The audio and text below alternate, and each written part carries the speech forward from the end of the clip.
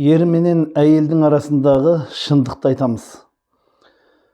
Ер менен әйел қай кезде о бастан жігіт пен қыз боп кездескен уақыттан бастап-ақ ортасында бір-бірін ақталулар, мына ұрыс-керістер неден шығатынын байқасын.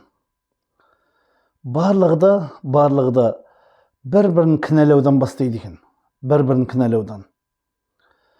Ашу дұшпан, ақыл дос, ақылыңа ақыл қос деп ата-бабамыз айтып кеткен ғой.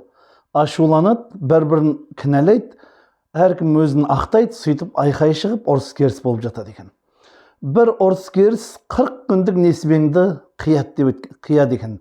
40 күндік несібең кетеді екен. Бір ұрыс-керіс, бір үйдегі бір айқай шу, болмаса ер мен әйелдің ортасындағы ұрыс-керіс 40 күндік берекеңді ұшырады екен.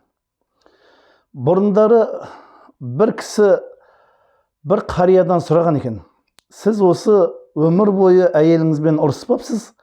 Әйеліңізбен ұрыспағанның қандай құпиясы бар дейді. Сонда айтқан екен: біз о баста үйленген кезімізде келісіп алғандығымыз дейді. Кім ашуланады, сыртқа шығып кетеді.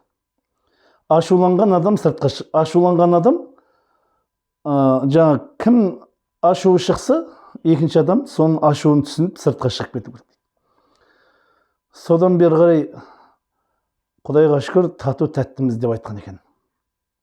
Жақсылар, бұл ерлі зайыпты, ер мен әйел, жігіт пен қыз бір-бірін түсіну үшін осы ашуды жеңу керек екен. Ашу бұл құртады екен. Ашуланған кезде сіз ақылдан кетеді екенсіз. Пайғамбарымыз саллаллаху алейхи уассалам хадисінде айтты: ашулансаң дейді, қайсы бірін қатты бір ашу қысып ашулансаң дейді, үндеме дейді. Үндеме деп отырды. Пайғамбарымыз саллаллаху алейхи уассалам үндеме деді. Үндемеу үйдей бәледен құтылады деп біздің қазақта айтып кетті. Үндемеген үйдей бәледен құтылады дейді. Ал негізі ерлі зайыптылар тату тәтті болса, отбасының берекесі, бір-біріне деген сыйластық, бір-біріне деген махаббат, бір-біріне деген тату тәттілік, береке жатқан, бақыт, байлық, жақсылық. Әйел тыныш болса, әлем тыныш деп бір кісілер айтып кеткен екен. Әйел бір жағынан әйелді ашуландырмау керек, әйел ерін ашуландырмау керек, бір-бірінің көңілін барынша түсініп жүру керек екен, ер мен әйел.